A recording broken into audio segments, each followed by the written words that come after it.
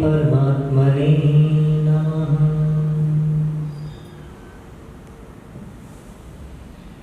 इस आर्य समाज के भव्य उत्सव के अंदर इस आर्य समाज के अधिकारीगण, पदाधिकारीगण, श्रद्धा में वंदनीय मातृशक्ति उपस्थित हैं, प्रेम से चलो। महर्षि स्वामी दयानंद जी की द्विशताब्दी पूरे देश के अंदर ही नहीं, दुनिया के अंदर मनाई जा रही है और आज उनको पूरी दुनिया दोनों तरह से याद करना चाह रही है। कुछ बुद्धिवादी वर्ग और कुछ स्वार्थवादी, दोनों तरह के लोग। जो बुद्धिमान लोग हैं वो ये जानना चाह रहे हैं कि अभी तक हम जिन पाखंडों के अंदर दबे पड़े थे, इस दुनिया के अंदर 1000-1500 साल के दौरान कोई अगर वैज्ञानिक रूप से अपनी बातों को रखने वाला व्यक्ति है तो वो महर्षि स्वामी दयानंद जी हैं। अब इसको थोड़ा सा ठीक करें तो ज़्यादा अच्छा है, आवाज़ कम ज़्यादा हो जाएगी, वो बाहर चलेगी। और स्वार्थवादी लोग कुछ ऐसे हैं कि उनकी बातों को दबाया जाए या उठाया जाए। उन स्वार्थवादियों के अंदर हमारे अंदर भी से हैं, बहुत सारे आर्य समाज के लोग भी हैं, और स्वार्थवादियों के अंदर से हमारे जो विरोधी हैं वो भी हैं। एक प्रस्तुत करने का स्वार्थ है किन्हीं का और किन्हीं का है कुछ दबाने का स्वार्थ। लेकिन जो ऋषि लोग होते हैं उनकी कुछ विशेषताएं होती हैं, उनकी कुछ ऐसी दिव्य आभाएं होती हैं जिनको दबाया नहीं जा सकता, कुछ समय हटाया जा सकता है। जो दिव्यात्माएं होती हैं उनके बारे में हमारे शास्त्र लिखते हैं। दिव्यात्माओं के बारे में अगर आप थोड़ा सा समझ पाए तो मुझे नहीं पता, आप लोग जानते। दिव्यात्माएं वो होती हैं जो इस शरीर से कहीं ऊपर उठ करके प्रकृति को अपने अधिकार में, प्रकृति को ठीक ठीक जान लेती है और जान करके अपने लिए प्रयोग करने लगती है। जब हम वेद आदि को पढ़ते हैं, वेद आदि शास्त्रों को पढ़ करके उन पदार्थों के नॉलेज को, उन पदार्थों के ज्ञान को जब ठीक ठीक जान करके और व्यवहार के अंदर ले आते हैं, जो व्यक्ति समाधिस्थ हो जाते हैं और समाधिस्थ होकर के प्रकृति के ऊपर अधिकार करने लगते हैं, तो वो अधिकार करने वाले लोग दिव्यात्मा कहलाते हैं। एक होती है मोक्ष आत्माएं, एक होती दिव्यात्माएं, और एक होते हैं महापुरुष, और एक होते हैं साधु। हम जिनको दिव्यात्माएं कहते हैं वो दिव्यात्माएं दिव्य लोक के अंदर एक सूक्ष्म शरीर की स्थिति में रहती हैं। वो मोक्ष को भी नहीं चाहती और वो सामान्य जीवन भी जन्म मरण के चक्कर में भी नहीं पड़ना चाहती, वो दोनों स्थितियों से बाहर रहती है। और उनकी मर्जी होती है, वो जब चाहें, जब उनकी आवश्यकता इस धरती के ऊपर महसूस होने लगती है, दिखने लगती है, तो वो निश्चित रूप से जाना वो तब पैदा होती है, किसी उद्देश्य को लेकर के पैदा होती हैं, उनका अपना कोई प्रयोजन नहीं होता। इसको थोड़ा सा याद हो।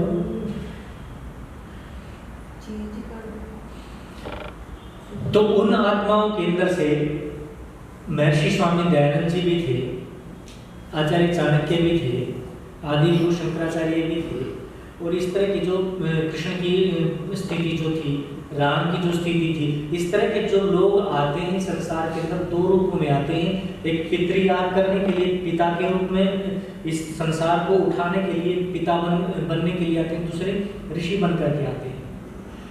वो ये देखते हैं कि इस संसार के अंदर अभी आवश्यकता किस चीज़ की है, वो आवश्यकता पूरी करके वापस फिर चले जाते हैं। आप इस संसार के अंदर देखो, जब जब ऐसी स्थिति हुई है तब तब किसी महापुरुष ने जन्म लिया, दिव्यात्मा ने जन्म लिया। जब स्वामी दयानंद जी ने जन्म लिया तो भारत की स्थितियां सब तरफ से बिगड़ चुकी थी। न तो वेदों का ही ज्ञान यहाँ था, वेद बिल्कुल कतई विलुप्त हो चुके थे। वेदों के नाम से कुछ कुछ और पढ़ाया और पढ़ा जाता था, और उसके बाद में भारत बुरी तरह से गुलामी की जंजीरों के अंदर जकड़ा हुआ था, और उसके बाद में भी भारत के अंदर जो गहरा पाखंड और अंधकार था वो भयंकर रूप से छाया हुआ था। इससे पहले जब आचार्य चाणक्य पैदा हुए हैं, चाणक्य के समय के अंदर भी भारत की ऐसी ही दुर्दशा थी, जिस दुर्दशा के कारण न तो भारत की आर्थिक स्थिति ठीक हो पा रही थी, न भारत की परंपराएं, न भारत की संस्कृति, और विदेशों की दास्तां भी भारत के ऊपर आती जा रही थी। उससे पहले शंकराचार्य पैदा हुए। शंकराचार्य के समय के अंदर भारतीय जो संस्कृति थी, जो मूल वेद थे, वेद की जो परंपराएं थी, वो कतई अंधेरे के अंदर डाल करके पूरे देश के अंदर बौद्धिज्म पैदा हो गया था। बुद्धत्व को प्राप्त कर लिया था, जिसने ईश्वर को भी नकार दिया और वेदों को तो कतई सिरे से हटा दिया। तब वो पैदा हुआ।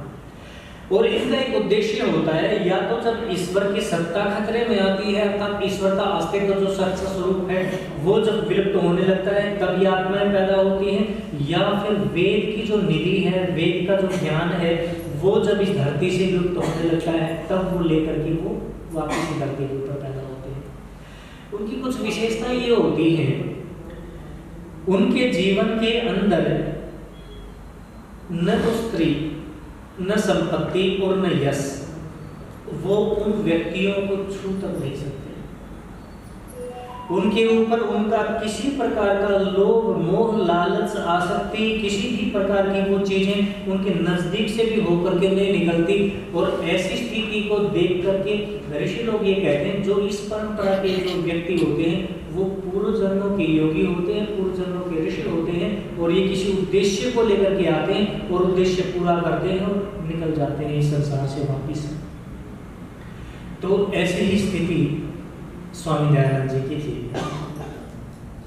मैं बस छोटी सी घटना कहूंगा, उस घटना के बाद, क्योंकि विस्तार से कहने के लिए ना तो इतना समय हमारे पास में है और न इतने दिन बचे हुए हैं, तो एक घटना जो अछूती रहती है, हमसे थोड़ी सी दूर रखी जाती है, उस घटना को कहूंगा।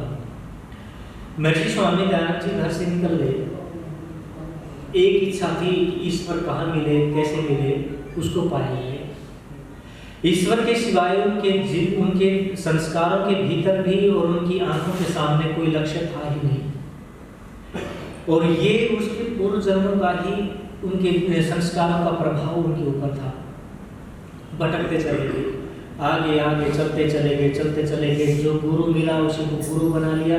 जहाँ जहाँ उनको ये लगा कि वो योगी है, वहाँ गए, वहाँ जो कुछ सीख सके वो सीखा। आगे फिर चलते उनका जीवन लगभग 30 साल तक ऐसे बीत गया। 30 साल तक बीतने के बाद में एक दिन वो योग की बहुत सारी क्रियाओं को भी सीख चुके थे, पूर्व जन्मों के भी संस्कार थे, उनका ध्यान सहजता से लगता था। नदी के किनारे, गंगा नदी के किनारे बैठे हैं ध्यान के अंदर। उनका मन ध्यान के अंदर रम चुका है, उतर चुका है। सुबह का समय था, ब्रह्म मुहूर्त का समय अभी ढलता जा रहा था। सुबह 5-6 बजे के लगभग की घटना है। ध्यान के अंदर बैठे थे, एकांत, बिल्कुल सन्नाटा था। सन्नाटे के अंदर बैठे बैठे वो अपने परमात्मा की विशेषताओं को देख रहे थे, उसका विज्ञान देख रहे थे, अपने भीतर ही अपनी आत्मा और परमात्मा का मेल करवा रहे थे। और मेल करवाते करवाते ध्यान के अंदर रमा हुआ मन एकदम चित्कार करके उठा। उनके भीतर एक ऐसा आघात लगा, जो मन अभी तक ध्यान की स्थिति के अंदर था, जो समाधि के अंदर बैठा हुआ था, वो अचानक ही मन बेचैन हो गया। वो तड़फने लगा और तड़फ करके उसने इधर उधर देखा गंगा के किनारे के ऊपर। गंगा के किनारे के ऊपर घटना क्या घटी थी, जिस समय स्वामी दयानंद जी बैठे थे, बैठे बैठे पीछे से कोई महिला आई और गंगा नदी के अंदर किनारे के ऊपर थोड़ा सा अंदर तक गई और जाकर के उसकी आवाज, उसकी जो सिसकियां थी, उसकी जो करुणा की जो रोदन था, रो रही थी, वो बहुत भयंकर कर्कश आवाज थी। और उस रोने ने उस सन्यासी को जगा दिया। ऋषि ने अचानक उठ करके अचानक देखा इधर उधर क्या है, और देखते हैं तो नदी के अंदर कोई महिला एक वस्तु जो अपने हाथों के अंदर लिए हुए है, उस कोई चीज है जो नदी के अंदर डाल रही है। और डालती है, डालते ही उसने उस कपड़ा जिसमें लपेटा हुआ उस कपड़े को वापस खींच लेती है, वापस खींच लेती है और सुबह सुबह करके रोने लगती है, बाहर निकलने लगती है। दयानंद उठ पड़ते हैं और उठ करके कहते हैं कि माता क्या हुआ। वो कहते हैं कि माता क्या हुआ, क्या डाल दिया तुमने इस नदी के अंदर, और तुम्हारी इतनी करुण पुकार, ये किस चीज की पुकार है, क्या था ऐसा, क्या दुख है तुम्हारे भीतर। तो कहने लगी सन्यासी, महात्मा तुम मत पूछो। मैंने तुम्हें देखा था जब मैं चल रही थी, आई इधर से, तुम बैठे थे, तुम्हारा मन ध्यान के अंदर था, तुम समाधि के अंदर बैठे हुए थे, तो मैं तुम्हारे नजदीक से होकर के निकल गई। मुझे नहीं पता था तुम उठ, मेरे चित्कार या मेरे भीतर के रुदन से तुम उठ पाओगे, तुम्हारी समाधि टूट जाएगी। वो कहता है कि माता तुम रो क्यों रही हो? वो कहती है कि महात्मा क्या पूछते हो, हम तो संसारी लोग हैं, तुम नहीं जानते संसार के अंदर कितने कितने दुख भरे पड़े हैं। तुम तो सन्यासी हो, अपने परमात्मा को लेकर के बैठे रहो, तुम्हें क्या मतलब इस संसार से, और मत संसार के अंदर उलझना, तुम अपने परमात्मा के साथ अपने आत्मा का रमण करो। सन्यासी कहने लगा कि नहीं माता, तुमने कुछ चीज डाल दी है इस नदी के अंदर, क्या था वो कहने लगी कि महात्मा वो मेरा बेटा था छोटा, मेरा छोटा बेटा था, कई दिनों से बीमार था, और वो बीमार था तो कल रात वो उसका शरीर पूरा हो गया, और मैं सुबह का इंतजार कर रही थी, तो मैंने उसको गंगा माँ की गोद में डाल दिया। सन्यासी ने जब ये देखा गंगा माँ की गोद में बच्चे को डाल दिया, और बच्चे के ऊपर जो कपड़ा लिपटा हुआ था वो माँ ने वापिस खींच लिया। वो थोड़ा सा रोष में आए स्वामी दयानंद जी, और कहने लगे तुम कैसी माँ हो, तुम कैसी माँ हो, एक छोटे बच्चे के ऊपर जो कफन लिपटा हुआ था उस कपड़े को भी तुमने उठा करके उतार करके अपने पास रख लिया, क्या ये कफन का टुकड़ा, क्या ये कपड़े का टुकड़ा उस बच्चे से कीमती है? वो माँ फिर रोने लगी, वो कहने लगी महात्मा मैं पहले ही बोलती थी तू मत संसार के झमेले में आ। वो कहती थी ये कपड़ा कोई साधारण कपड़ा नहीं है, मैं इतनी गरीब हूँ, मेरा पति भी नहीं है, मैं विधवा थी, और बच्चा दवाई के अभाव में दवाई नहीं करवा सकी, और अभाव के अंदर बच्चा मर गया, लेकिन मेरे पास में बच्चे को कफन देने के लिए कोई कपड़ा नहीं था। एक साड़ी भर मेरे पास में बची थी, वो साड़ी मैं अपने शरीर के ऊपर लपेटे रखती थी, लेकिन इसीलिए तो मैं सुबह सुबह सूरज निकलने से पहले गंगा नदी के किनारे आई, मैंने उस साड़ी का एक पल्लू फाड़ करके इस बच्चे के कफन के रूप में इसके ऊपर उठा दिया था। अब बच्चा तो इस गंगा माँ की गोद में चला गया, अब तो इसका शरीर है, ये गंगा लेकर के चली जाएगी इसको, लेकिन इस संसार के अंदर मुझे रहना है, इस दुनिया के अंदर मुझे रहना है। मेरा आधा वस्त्र है ये, और आधा शरीर मेरा अब भी नग्न है। इस शरीर इस कपड़े को मैं वापिस इसके साथ में सील करके अपनी इस दुनिया के अंदर लाज बचा पाऊंगी। जब वो माता ये बातें कह रही थी तो ऋषि दयानंद के भीतर उसका जो मन था वो चित्कार करने लगा, वो रोने लगा, और वो वहां से उठ करके चल पड़ा। अब वो ध्यान में नहीं बैठ पाया और अपनी कुटिया के अंदर जा करके इधर उधर टहलने लगा। सारा दिन हो गया टहलते टहलते, विचार करते करते, शाम होने लगी, रात ढलने लगी, लेकिन उस सन्यासी को नींद नहीं आ पा रही थी। वो किन्हीं विचारों के अंदर खोया हुआ था, विचारों के अंदर डूबा हुआ था। उनके शिष्य बलदेव ने आकर के कहा गुरुदेव बात क्या है, 2 दिन हो गए तुम्हें, मैं 2 दिन से देख रहा हूँ इतनी गहरी बेचैनी, आंखों के आंसू नहीं सूखते, आपकी पलकें झकझक करती रहती हैं, बात क्या हो गई, कौन सा ऐसा कारण है? आप तो सन्यासी हैं, आप तो परमात्मा में रमण करने वाले हैं, लेकिन कौन सी घटना देख ली जिसके कारण आपका हृदय रो रहा है? ऋषि कहने लगे कि बलदेव बात ही कुछ ऐसी है। उससे कहने लगे हैं कि क्या मेरे देश की स्थिति ऐसी हो गई, मेरा देश जिसको सोने की चिड़िया कहते थे, जहां हीरे जवाहरात, जहां अन्न से ज्यादा होते थे, सब चीजों से ज्यादा होते थे, उनकी गिनती नहीं, उनको तोला जाता था, वो मेरा इतना संपन्न देश क्या इस गरीबी तक आ गया है कि एक माँ अपने बच्चे को कफन का टुकड़ा नहीं दे पाए? क्या मेरे देश के अंदर जो दुनिया का गुरु कहलाया था, जो दुनिया के अंदर दुनिया का मार्गदर्शक था, जो दुनिया को शिक्षाएं देता था, उन्नति की, जो दुनिया को विज्ञान देता था, क्या उस देश के अंदर आज एक बच्चा बिना दवाई के मर जाता है? बलदेव क्या मेरे देश की स्थिति ऐसी हो गई? कहाँ गया ये मेरे देश का धन, और कहाँ गया मेरे देश का गौरव और मेरे देश की संस्कृति, वो है कहाँ? बलदेव भी कहने लगा कि गुरुदेव बात तो सब ऐसी ही है, और स्वामी दयानंद जी के भीतर वो मूल के अंदर भूल कहाँ हुई है, वो जड़ कहाँ है जिसने भारत की स्थिति को इस स्थिति तक पहुंचाया है, उसके भीतर अपने आप को रमाने लगे, और उन्होंने सबसे बड़ा ये उसका जो दुर्भाग्य देश का समझा, और वो समझा गुलामी, और वो गुलामी की जंजीर को तोड़ने के लिए आप बाहर निकल गए, सब अपना ध्यान समाधि तोड़ करके। वो बाहर निकले, उन्होंने योजना बनाई और योजना बना करके जगह जगह जा करके और जा करके अलग जगह ने प्रारंभ कर दी, लोगों को इकट्ठा करना शुरू कर दिया और उनको उस भाग दौड़ के अंदर एक व्यक्ति मिले जिनका नाम था नाना साहब, जिनको धुंधु पंथ बोला जाता था। नाना साहब उनके साथ में हो गए, फिर ताता टोपे उनके साथ में जुड़ गए और जुड़ करके इन लोगों ने योजना बनाई कि कैसे भारतीय जो परंपराएं उनको जागृत किया जाए, भारतीय संस्कृति को उभारा जाए और इस देश को गुलामी की जंजीरों से कैसे बाहर निकाला जाए। इन्होंने निकलना प्रारंभ कर दिया और एक समय की घटना है कि वो आते आते बुंदेलखंड के अंदर, चंदेरी के अंदर, राजभवन के अंदर आकर के बैठ गए नाना साहब के साथ में। वहां के राजा मर्दन सिंह को बुलाया गया और बुला करके राजा मर्दन सिंह ने पूछा कि सन्यासी कौन है। नाना साहब ने उनका परिचय करवाया कि ये सन्यासी निकले तो थे परमात्मा की खोज के अंदर, आत्मा की खोज के अंदर, लेकिन कोई घटना ऐसी घटी जिन्होंने इनके कोमल हृदय के अंदर चोट मारी और ये अपनी दिशा को छोड़ करके देश की दिशा को बदलने चल पड़े। अब इनका एक ही लक्ष्य है कि इस देश के अंदर से अंग्रेजों को बाहर निकाल देना, अंग्रेजों की गुलामी से इस देश को छुड़ा लेना। तो वो सब बातें होते होते फिर वहां तालबेहट के ऊपर एक मानसरोवर रूपी एक तालाब है, उसके बगल के अंदर, किले के बगल के अंदर, वहां एक बड़े बरगद के नीचे बैठ करके एक बैठक हुई और उस बैठक के अंदर उसके बुंदेलखंड के लगभग 101 राजा, नवाब और सरदार इकट्ठे हुए बैठे थे।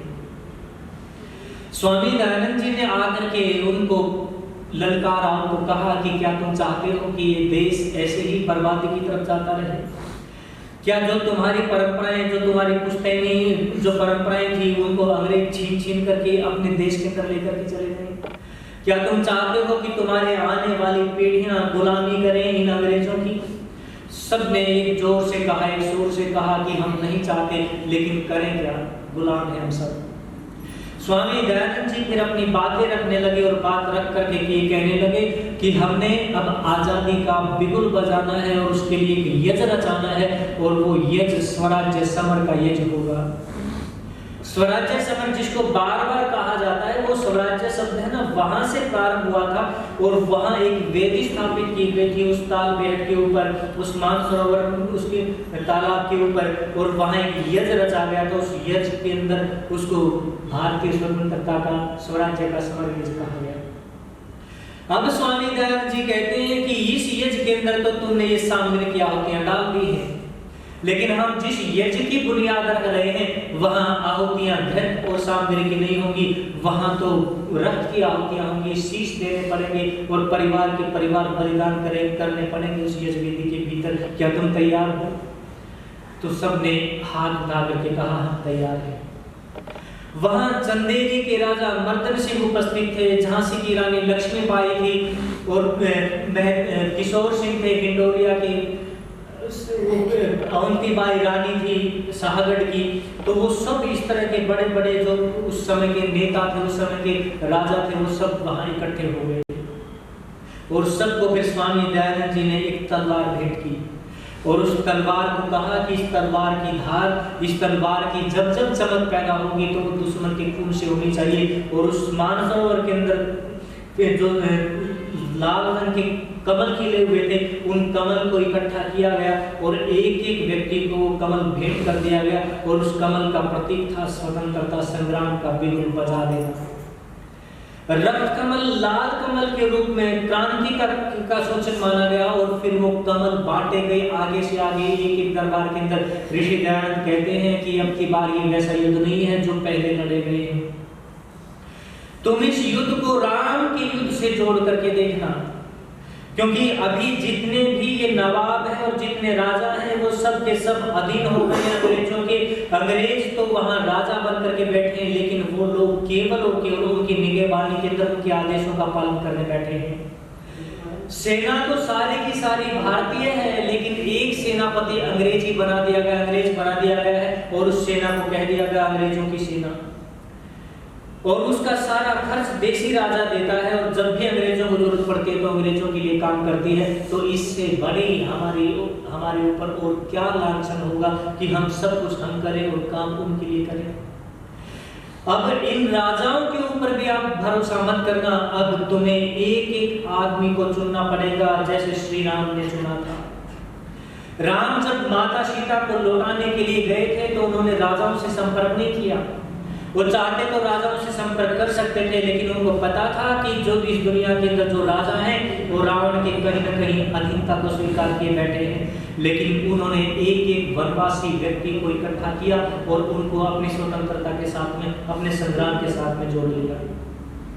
अब हमें भी वही राम की नीति को लेकर के चलना पड़ेगा। एक एक व्यक्ति को उठाना पड़ेगा और वहां से व्यक्ति को जोड़ने का सिलसिला शुरू हो जाता है।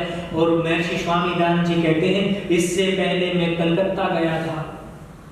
मैंने कलकत्ता के अंदर एक साम्राज्य, जो स्वराज्य यज्ञ की वेदी स्थापित कर दी गई है, वहां ठीक एक निश्चित समय के ऊपर, और वो तारीख रख दी गई थी 31 मई का दिन। ठीक 31 मई के दिन पूरा कलकत्ता, पूरा बंगाल धधक उठेगा उस आग के भीतर। मैं उसमें उत्तर प्रदेश के अंदर मेरठ आदि के अंदर भी जा चुका हूँ। वहां भी मैंने इस यज्ञ वेदी को स्थापित कर दिया गया है, जहाँ रक्त की आहुतियां डलेगी। और मैं अब यहाँ के बाद में अब मुझे महाराष्ट्र जाना है, वहाँ मेरा इंतजार किया जा रहा है। इस वेदी के ऊपर जो मैं ये अग्नि स्थापित कर रहा हूँ, इसके सेनापति होंगे नाना साहब। इस पूरे साम्राज्य समर के सेनापति नाना साहब को बना दिया गया, और नाना साहब के आदेश का पालन करने के लिए सारे के सारे राजा अपनी तलवार को लेकर के खड़े हो गए थे। लेकिन स्वामी दयानंद जी आगे से आगे बढ़ते गए, महाराष्ट्र में गए, नासिक के अंदर वो वेदी स्थापित कर दी गई, स्वराज्य समर की वेदी। उसके बाद में वो गुजरात में आए। गुजरात के अंदर अहमदाबाद, नादोर, चांदोर के अंदर उन्होंने वो वेदी स्थापित कर दी गई, और उधर से वेदियां स्थापित की गई थी। लेकिन किन्हीं कारणों से मेरठ के उसके अंदर, बंगाल के अंदर, कलकत्ता के पास में बैरकपुर छावनी के अंदर वो क्रांति समय से पहले ही प्रारंभ हो गई। जो लोग ये कहते हैं ना कि इस क्रांति का कारण केवल और केवल वो कारतूस थे जिनको सूअर और गाय की चर्बी से बांध करके लपेटा गया था, वो तो कारण बने हैं समय से पहले का। लेकिन वहां हर व्यक्ति के भीतर, हर सैनिक के भीतर आग तो एक सैनिक ने, एक सन्यासी ने लगा दी थी। और कलकत्ता से वो जब अग्नि उठी तो उस अग्नि का नाम स्वराज्य अग्नि और संन्यास अग्नि कहा गया था। सन्यासी के द्वारा लगाई गई आग कहा गया था। और वो बैरकपुर छावनी से जब उठ करके वहां से अंग्रेजों का विरोध होना शुरू हो गया, और उसके बाद बढ़ते बढ़ते फिर मेरठ में आ गई। मेरठ के अंदर, छावनी के अंदर विद्रोह पैदा हो गया। 85 लोगों को जेल के अंदर डाल दिया गया। उन लोगों को छुड़ाने के लिए फिर एक जत्था खड़ा हुआ। अंग्रेजों को वहीं जेल के अंदर आग के साथ में जला दिया गया और उनको सैनिकों को निकाल लिया गया। वो आग बढ़ करके दिल्ली तक पहुंचने लगी। दिल्ली के अंदर अंग्रेजों को खत्म कर दिया गया। वहां के जो किले के ऊपर है उसमें बहादुर शाह ने अधिकार कर लिया, और वो अंग्रेजों का विद्रोह करने लगे, नेतृत्व करने लगे। वो 4 जून होते होते फिर वो बुंदेलखंड के अंदर क्रांति पहुंच गई। बुंदेलखंड के अंदर वहां एक बख्शी नाम के सरदार थे, उन्होंने तारागढ़ के किले के ऊपर आक्रमण कर दिया। वहां अंग्रेजों का सफाया करके वहां से उनको भगा दिया।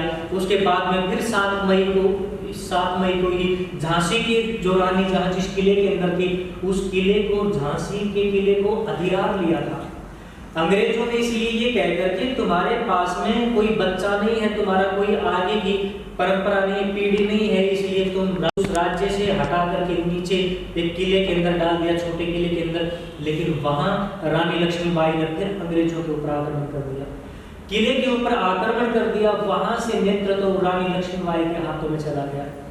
अब राजा मर्दान सिंह, रानी लक्ष्मीबाई और हृदय सिंह जी, ये सब मिल करके एक एक करके किलों को खाली करवाते चले गए। क्रांति ललितपुर तक पहुंची। ललितपुर के अंदर अंग्रेजों के हथियारों को लूट लिया गया, उनको इकट्ठा कर लिया गया। उसके बाद में वो सागर में पहुंच गई। सागर के अंदर मारते काटते, अंग्रेजों को हटाते हटाते वो क्रांति आगे तक बढ़ती चली गई। अंग्रेजों की पैरों के नीचे से जमीन ऐसे खिसक गई। अंग्रेजी जो वहां साम्राज्य जो स्थापित जिस कंपनी का था, वो साम्राज्य कंपनी उसको उठा करके बाहर भागने को दौड़ने लगी। तो वहां इंग्लैंड से फरमान आया कि अब कंपनी के शासन जो कंपनी के अधीन था, वो कंपनी के अधीन नहीं, अब इंग्लैंड की महारानी उसको अपने हाथों में लेगी, इंग्लैंड का शासन होगा। वो जो शासन कंपनी का था वो इंग्लैंड के हाथों में चला गया। अब वहां से सेनाएं आई, वहां से गोला बारूद आया, वहां से बहुत तरह की नीतियां आई और नीतियां आकर के भारत के अंदर काम कर रही है। स्वामी दयानंद जी आगे जब चले, महाराष्ट्र के अंदर उन्होंने अलग जगाई, तो महाराष्ट्र के नासिक से लेकर के वो अग्नि उठी और वहां से उन्होंने अंग्रेजों को मारना काटना शुरू कर दिया और वहां से होकर के बड़ौदा की तरफ चल पड़ी, वहां भी मारना काटना शुरू कर दिया। उधर कलकत्ता के अंदर आग लगी थी, यहाँ उत्तर प्रदेश के अंदर ये पंजाब तक आग पहुंच गई थी, हरियाणा भी उसके अंदर शामिल था। ये कहते हैं कि चिंगारी पैदा की, चिंगारी नहीं थी। महर्षि स्वामी दयानंद जी ने 1857 के अंदर जिस क्रांति की बात की थी ना, वो चिंगारी नहीं थी। और स्वामी दयानंद जी ने उस समय कहा था कि तुम ये मत समझना कि हम अपने उद्देश्य के अंदर पूर्ण सफल होंगे। उन लोगों को ये कहा कि तुम ये मत समझना कि पहली ही क्रांति को हम सफल बना लेंगे और हम स्वतंत्र होंगे, लेकिन कहीं न कहीं हमसे चूक हो सकती है। लेकिन एक बात निश्चित मानना, हम एक समर सेतु तैयार कर देंगे, एक ऐसा सेतु तैयार कर देंगे जहां से हमारी आजादी उस सेतु से पार इस तरफ आगे आएगी, जैसे राम माता सीता को उस लंका से पुल बांध करके इधर लेकर के आए थे उस पुल के ऊपर से, ऐसे ही हम भी एक समर सेतु का निर्माण कर देंगे जिससे हमारी माता भारत माता जिसको बोलते हैं वो आजादी इधर आएगी। वो क्रांति इतनी फैली, वहां से जब अंग्रेजी कंपनियां भारत के इसमें अंग्रेजी वहां से आई और आकर के उन्होंने नीतियां अपनाई और नीतियों के अंदर से जो क्रांतिकारी थे उन क्रांतिकारियों के भीतर से कुछ लोगों को लोप दे दिया गया। ब्रजलाल बख्शी जैसा एक व्यक्ति था जो रानी लक्ष्मीबाई का, राजा मदन सिंह का बहुत ज्यादा विश्वासी था, वो व्यक्ति अंग्रेजों के साथ मिल गया, उसको कई किले इनाम में देने की घोषणा कर दी, धन देने की घोषणा कर दी और वो भीतर ही भीतर उस क्रांति को तोड़ने के अंदर लग गया। अब जहां जहां उन्होंने क्रांति करनी थी वहां अंग्रेजी सैनिक पहले ही पहुंच जाते और वहां तोपों के साथ में उन लोगों को बांध करके खत्म कर देते। अब ये क्रांति के दो सूत्र, उधर तो आजादी के लिए और इधर देशद्रोही पैदा हो गए, दोनों के दोनों पैदा हो गए और उसी देशद्रोह के कारण रानी लक्ष्मीबाई मारी गई। रानी लक्ष्मीबाई जब मारी गई किले के ऊपर, फिर उनका अंग्रेजों का आक्रमण हो गया। जो जो किले उन स्वतंत्रता वीरों ने जीते थे उनके ऊपर फिर अंग्रेजों का अधिकार होता चला गया, लेकिन क्रांति आगे से आगे बढ़ती चली गई। अहमदाबाद तक पहुंचे, अहमदाबाद से चांदोह, चांदोह से नादोह, चालू, खेड़ा, महीकड़ा से लेकर के सौराष्ट्र, सौराष्ट्र से लेकर के ओखा, ओखा से लेकर के द्वारिका, द्वारिका तक वो आजादी की क्रांति, वो 1857 की क्रांति पहुंच गई। कलकत्ता से लेकर के, बंगाल से लेकर के और इस देश के दूसरे हिस्से तक। कहते हैं कि चिंगारी थी, चिंगारी नहीं थी, ज्वाला थी। स्वामी दयानंद जी ने जब ये देखा कि जिन लोगों को मैंने खड़ा किया था, नाना साहब के पीछे अंग्रेज लग गए थे, बुरी तरह से लग गए थे, जैसे भी वो उनको पकड़ करके खत्म कर दिया जाए। नाना साहब भागते भागते और गुजरात पहुंचे। गुजरात के अंदर उन्होंने फिर वहां एक संन्यास लिया, संन्यास के कपड़ों के अंदर रहने लगे। वहां उन्होंने कुटिया बनाई, दयानंद कुटिया नाम करके। फिर वो छुप छुप करके रहने लगे ताकि वो अंग्रेजों के हाथ में आए। स्वामी दयानंद जी इस क्रांति को पीछे हटता हुआ, मरता हुआ देख करके उनके दिल के अंदर भी, हृदय के अंदर भी ये लगा कि मेरी आग बुझती जा रही है।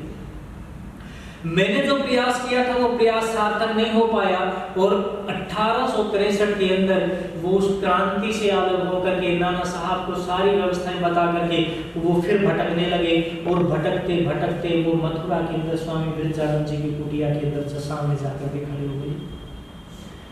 ये सारी घटनाएं स्वामी ब्रजानंद जी से पहले की थी।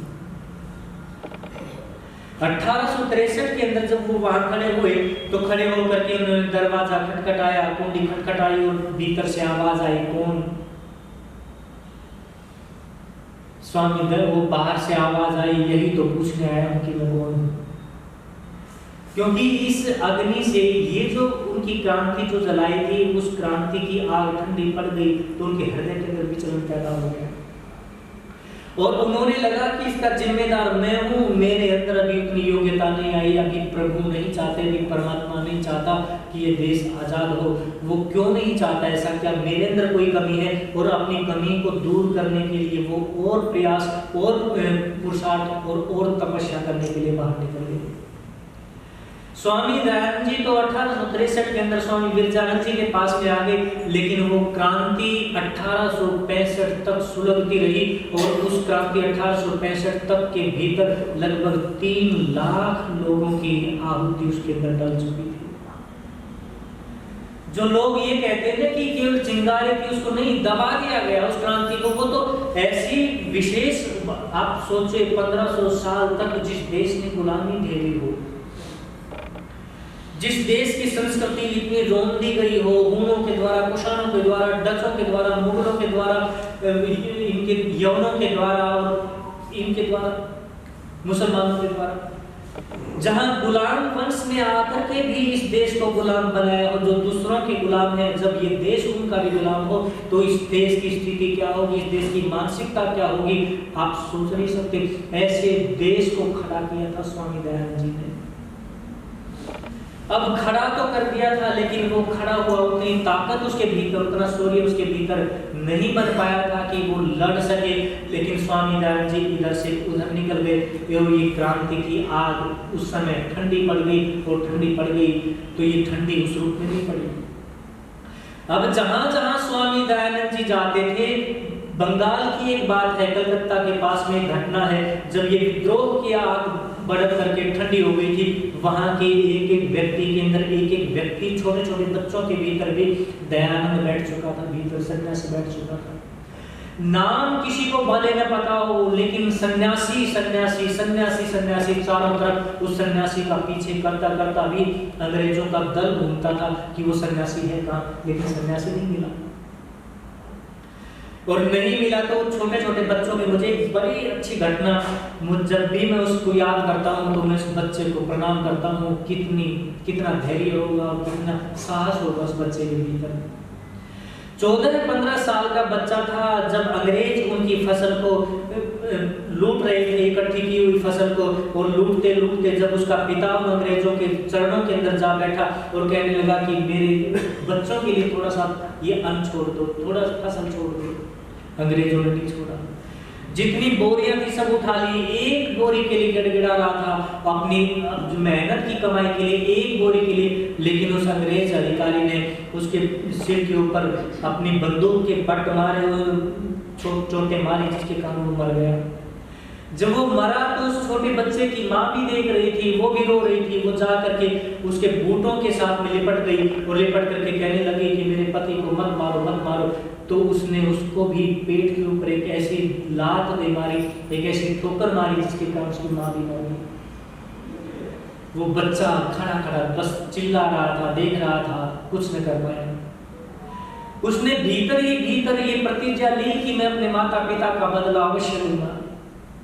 और एक दिन इधर उधर से जैसे तैसे करके उसने कुछ ये जिसको छोटे छोटे बम उस समय बनाते थे, उन बमों को इकट्ठा किया और इकट्ठा करके बम को लेकर के सीधा उनके ऑफिस के अंदर जा घुसा और वहां जाकर के उस अंग्रेज अधिकारी के ऊपर, जिसने उसके पिता को मारा था, उसके ऊपर फोड़ दिया उसने। उसके साथ में 3 जो अधिकारी थे वो और 7 लोग और थे, वो सब के सब वहां मर गए। ये बच्चा भाग गया वहां से, लेकिन पकड़ा गया। जब पकड़ा गया तो जेल के अंदर डाल दिया गया। जेल के अंदर डाला तो उस जेल का जो जेलर था वो हिंदू था, वो भारतीय था। वो जेलर उस बच्चे को देखता, वो जब भी देखता तभी शांत मिलता। वो बच्चा न कुछ बोलता न कहीं देखता, शांत बैठा रहता, कुछ न बोलता। बच्चे के पास में आकर के वो जेलर कहता कि बेटा डर लगता है, डर लगता है, तूने किन अधिकारियों को मारा है? तुम्हें पता है अंग्रेज अधिकारी थे, इस कलकत्ता के पूरे बंगाल के शासक थे वो। बच्चा कुछ भी नहीं बोला। फिर वो बातें करके वो वापस चला जाता है और वापस जा करके एक आम लेकर के आता है और उस बच्चे को दे देता है। बच्चा नहीं लेता, नहीं लेता तो उसके सामने खिड़की के ऊपर रख देता है और वापस जेलर अधिकारी चला जाता है। और कुछ समय के बाद में जब लौट करके आता है तो बच्चा वैसे ही बैठा मिलता है। उस बच्चे को फिर वो सिर पे हाथ रख करके कहता है कि बेटा आम नहीं खाया। बच्चा नहीं बोलता, कहता है कि बेटा मृत्यु से डर लगता है क्योंकि कल का सूरज तुम्हारा आखिरी सूरज होगा, कल सूरज निकलने के साथ तुझे फांसी लगने वाली है। क्या मौत का डर इतना गहरा बैठ गया? तुम तो मौत से घबराने वाले नहीं थे। अगर मौत से घबराते तो तुम ये काम नहीं, ये साहस नहीं कर सकते थे अंग्रेजों को मारने का। बच्चा कुछ भी नहीं बोला। उस अधिकारी ने, जेलर ने उस आम को उठाया और आम को उठा करके उसने सोचा कि फिर वापस दे दूं बच्चे को। आम को उठाया तो आम उसने खा करके उसने उसको चूस करके फिर वापस फूंक से फुला करके उसको वापस रख दिया था। और वापस रखा तो उसने जैसे ही जेलर ने उठाया तो हाथ पे पिचक गया, क्योंकि जोर लगाया उसने उठाने के लिए तो हाथ से पिचक गया। और जैसे ही उसने पिचका हुआ उस बच्चे ने उस आम को देखा तो बच्चा खिलखिला करके हंसने लगा। बच्चा खिलखिला करके हंस रहा था और जेलर उस बच्चे को हंसता हुआ देख करके रोने लगा। उसकी आंखों से आंसू निकलने लगे। वो बच्चे को कहने लगा कि बेटा, जिस माँ ने तुझे पैदा किया है वो कोई छोटी मोटी माँ नहीं होगी। कल तुझे फांसी होने वाली है और तुम्हारी फांसी से पहले जो तुम्हारी ये बचपन की जो हंसी है, उस हंसी की किलकारी अंग्रेजों को बसने नहीं देगी, इस देश के अंदर रहने नहीं देगी। सुबह हुई और सुबह होते होते सूर्योदय के साथ साथ उसको ले जाया गया। ले जाकर के फांसी के तख्ते के पास में खड़ा कर दिया। जो जल्लाद था, जल्लाद ने सोचा था कि जिसने 6-7 अंग्रेजों को मार दिया वो कोई छोटा मोटा व्यक्ति नहीं हो सकता, बालक छोटा मोटा नहीं हो सकता, कोई हट्टा कट्टा होगा, लंबा होगा।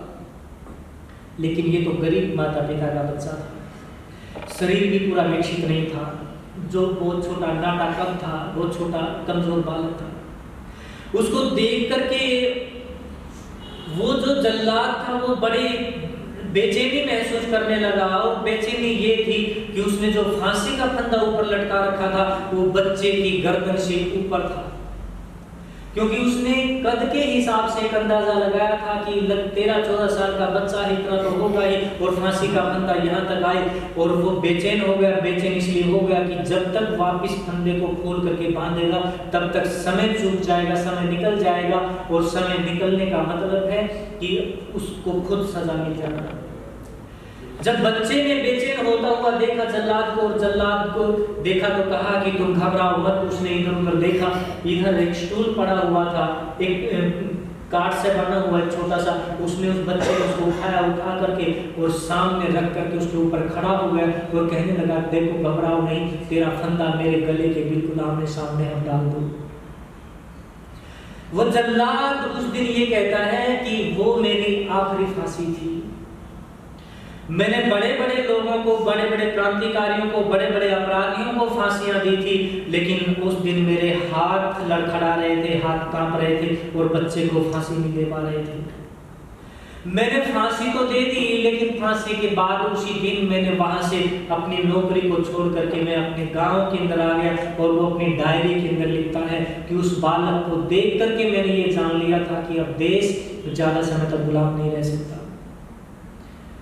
ये दयानंद की क्रांति की आग थी जो बच्चे बच्चे के अंदर पैदा होने लगी थी। और वही आग फिर आगे बढ़ते बढ़ते धीरे धीरे वो आग तो उस रूप में नहीं दिखाई दी, लेकिन वो अब चिंगारी के रूप में आगे पहुंचती जा रही थी। और पहुंचते पहुंचते 1907 के अंदर एक युवक एक पुस्तक को पढ़ रहा था और पढ़ते पढ़ते उसका अनुवाद करने लगा। और वो पुस्तक का नाम था मांझा प्रवास, जो रानी लक्ष्मीबाई के दरबार के अंदर बैठ करके एक अतिथि ने लिखी थी, जो उस घटना को ठीक ठीक देखने वाला था। उस पुस्तक का नाम तो मांझा प्रवास था, विष्णु गोडसे नामक एक व्यक्ति ने लिखी थी। उसमें उन्होंने ये लिखा था कि कोई सन्यासी आता था, वो जब यज्ञ करता था और यज्ञ के बाद में जब बोलता था तो ये पता नहीं लगता था कि वो आग ज्यादा भयंकर है जो अग्नि की थी, या उस व्यक्ति का चेहरा इतना भयंकर था जो आग से मेल खाता था। वो जब सन्यासी जहां बैठता था वहां हर व्यक्ति को पड़े हुए पत्थर को भी वो सन्यासी ऊपर उठा देता था और उसके हाथों में तलवार थमा देता था। माझा प्रवास जो पुस्तक लिखी थी, और वो युवक वीर सावरकर था जो 1907 के अंदर उस माझा प्रवास को लेकर के फिर उसकी सत्तावनी नामक एक अंग्रेजी के अंदर ट्रांसलेट किया। वही सत्तावनी थी जिस सत्तावनी को पढ़ करके सुभाष चंद्र बोस ने देश को छोड़ा था। वही सत्तावनी थी जिसको श्याम जी कृष्ण वर्मा ने पढ़ करके इस देश के अंदर से बाहर जाकर के क्रांतिकारियों को इकट्ठा करना शुरू कर दिया था। ये वही की वही क्रांति थी। स्वामी दयानंद जी का जो विचार था देश के एक एक व्यक्ति के हृदय के अंदर जुड़ता चला गया। वो महात्मा हंसराज थे जिन्होंने उन्हीं चीजों से प्रेरित होकर के एक स्कूल की स्थापना की थी कि मैं यहाँ ला करके उन बच्चों के भीतर दयानंद को, इस क्रांति को इसके अंदर स्थापित करूंगा, उस आग को मैं जगाऊंगा जो कभी दयानंद ने इस देश को दी थी। और वहां से क्रांतिकारियों की फिर वो एक टीम पैदा हुई, एक संगठन पैदा हुआ जिन्होंने इस देश को गुलामी से बाहर निकाला। लेकिन ये दुनिया क्या कहती है? दयानंद को छोड़ करके कोई कांग्रेसी है वो कहते हैं कि नहीं, हमारा इस आंदोलन के अंदर सबसे बड़ा हाथ था। कोई दूसरी पार्टियां कहती हैं कि नहीं हमारा बड़ा हाथ था। कोई संगठन कहता है हमारा बड़ा हाथ था। ये सारे के सारे अपराधी लोग हैं जो दयानंद को हटा करके और आजादी के सोपन देखते हैं और आजादी की बुनियाद के ऊपर चमकते हुए दीपकों को देखते हैं और उनके सामने दयानंद नहीं है, तो वो सारे के सारे अपराधी हैं, इस राष्ट्र क्रांति के अपराधी हैं। वो लोग इतिहास के अंदर भी उस व्यक्ति को जगह नहीं देते जिन्होंने स्वराज्य समर क्रांति की अलग को जगाया था, जिसके कारण ये देश फिर आजाद हो पाया। कौन सा ऐसा क्रांतिकारी था जिसके भीतर दयानंद नहीं था? एक का नाम बता दो। कहीं न कहीं दयानंद से जुड़ा था या कहीं न कहीं दयानंद के अनुयायी से जुड़ा था वो व्यक्ति। भगत सिंह से लेकर के आप उठाओ, बिस्मिल से लेकर के आप उठाओ, रानी की लक्ष्मीबाई से लेकर के आप उठाओ, कौन सी क्रांति की ऐसी मसाल थी जो दयानंद को लेकर के न धड़कती हो? एक भी व्यक्ति नहीं था, एक भी व्यक्ति नहीं था। लेकिन उस व्यक्ति को हटा दिया गया और गांधी जैसे व्यक्ति को वहां से चुपचाप निकाल दिया गया कि ये व्यक्ति था जिसने चरखा चला करके आजादी ली। चरखा चलाने से आजादी आती? ऐसी सोई हुई गुलामी, जो गुलामी बरसों से नहीं सदियों से सोई पड़ी थी, उसको कोई ऐसा सन्यासी जो परमात्मा से जुड़ा हो वही उसको जगा सकता है। उस आग को, उस बुझी हुई चेतना को वही मसाल बना सकता है जो अपनी आत्मा से जुड़ा हो और जिसके भीतर अखंड वैराग्य भाव हो, जिसके भीतर ब्रह्मचर्य का तेज हो। वही व्यक्ति ये सब चीजें कर सकता था और उसी ने किया। इसलिए कहा जंजीरों में जकड़े भारत को राह दिखाई थी तूने, जंजीरों में जकड़े भारत को राह दिखाई थी तूने, जिसको न बुझा पाए वो आग जलाई थी तूने। घोर रात के अंधियारों में तू बीज उषा के बोता था, आवाज लगाई जब तूने जब सारा भारत सोता था। ये ऋषिवर देव दयानंद जो कहते हैं कि आजादी की आग के पीछे तो इन चीजों को, इन लोगों का मकसद है, लेकिन उस दयानंद उसका ब्रह्मा था उस यज्ञ का, जिसने ही सारा निर्देश दिया था। लेकिन उस व्यक्ति ने कभी ये नहीं कहा कि मैं इसका कारण हूं, कभी नहीं कहा, क्योंकि सन्यासी होते ही वो हैं, कर्म करते हैं छोड़ देते हैं। योग को उन्होंने साक्षात्कार किया था और योग के अंदर कहा है कि ईश्वर परिधान करने वाला जो व्यक्ति होता है वो अपने सारे कर्मों को ईश्वर को सौंप देता है। और सन्यासी होता ही वो है वो जो कर्म करके और फल की चिंता नहीं, फल को ही त्याग देता। वो कहता है इसके ऊपर मेरा कोई अधिकार नहीं, इसको संसार ले और संसार इसको खाए और संसार सुख में रहे। तो वो स्वामी दयानंद जी जो हमारे मार्गदर्शक रहे हैं, जिनकी ये संस्था है और जिनके हम अनुयायी हैं, उनका स्वराज्य समर ही वो था जिन्होंने इस देश को स्थिति के अंदर लेकर के आए। और हम सब मिलकर के उनकी 200वीं जयंती मना रहे हैं और इस जयंती के अवसर के ऊपर हम परमात्मा से यही प्रार्थना करते हैं कि हे प्रभु, हमारी भारत देश की भूमि सदा ही ऐसे ऋषियों से अभिभूत रहे, सुगंधित रहे। उनकी संवेदना, उनकी चेतना सदा ही यहाँ गीतों के रूप में गाती जाती रहे, उनकी सुगंध हमारे हृदयों के अंदर सदा बैठी रहे। मेरी थोड़ी सी बातों को आप लोगों ने सुना, आप लोगों का बहुत बहुत धन्यवाद। ओम शांति शांति शांति। जब ये कार्यक्रम थोड़ा आरंभ हुआ था, सुबह से मेरे मन में थोड़ी खिन्नता थी कि कहीं ना कहीं मेरे ऋषि के योगदान को बहुत नगण्य कर दिया गया। लेकिन जैसे ही आचार्य श्री ने कहा कि इन दिव्य आत्माओं की बातों को थोड़ी देर दबाया जा सकता है लेकिन पूर्णतः समाप्त नहीं किया जा सकता, बहुत ही महत्वपूर्ण जानकारी आचार्य श्री के मुखारविंद से उदित चलती फिरती लाइब्रेरी है आचार्य श्री। तो आप सबने जाना उनके योगदान को, और कहीं ना कहीं कुछ गद्दारों की वजह से, कुछ षड्यंत्रों की वजह से इस सारे योगदान को कहीं ना कहीं नगण्य कर दिया गया, दबा दिया गया। उसका कसूरवार कौन है? इतिहास माफ नहीं करेगा।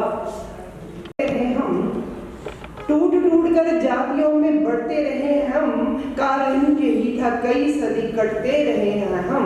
गद्दार कोई हुआ तो वो गद्दार हम ही हैं, गद्दार कोई हुआ तो वो गद्दार हम ही हैं। हर्ष जो हुआ है जिम्मेदार हम ही हैं, मत भूलिए, हर्ष जो हुआ है जिम्मेदार हम ही हैं। अरे वेदों की परंपराओं को निभाओ तो सही, वेदों की परंपराओं को निभाओ तो सही, मिलकर सभी ऋषि की शरण में आओ तो सही।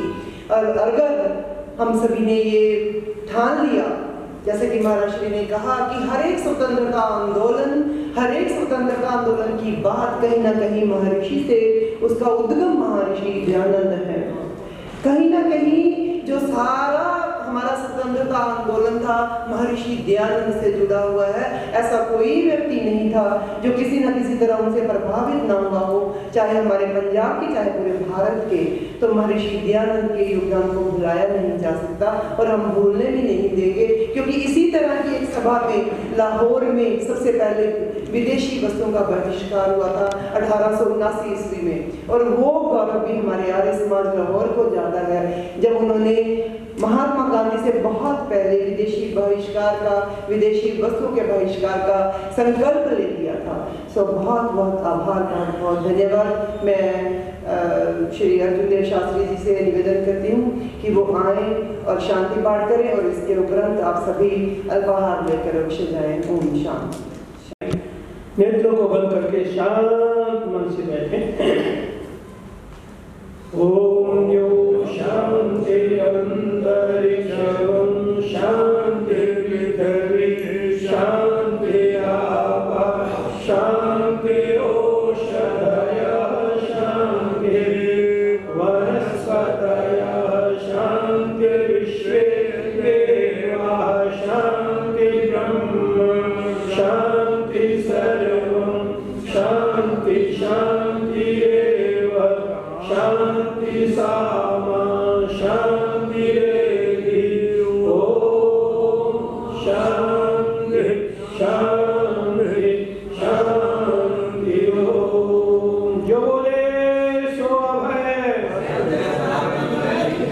बोलो महर्षि स्वामी दयानंद की जय, जगत गुरु स्वामी विजयानंद की जय, मर्यादा पुरुषोत्तम रामचंद्र जी की जय, योगी राज श्री कृष्ण महाराज की जय, सब संतों की जय, सब महात्माओं की जय, भारत माता की जय, गौ माता का आर्य समाज एक की ज्योति, ओम का झंडा वैदिक ध्वनि।